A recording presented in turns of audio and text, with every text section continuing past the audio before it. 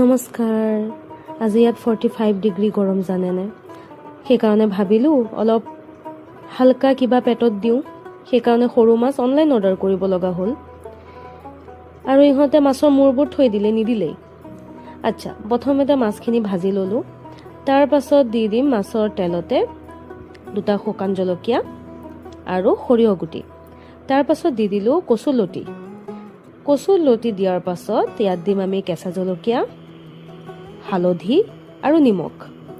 যেতিয়া গোটেইখিনি ভজা হৈ যাব তেতিয়া ইয়াত পানী ঢালি দিম।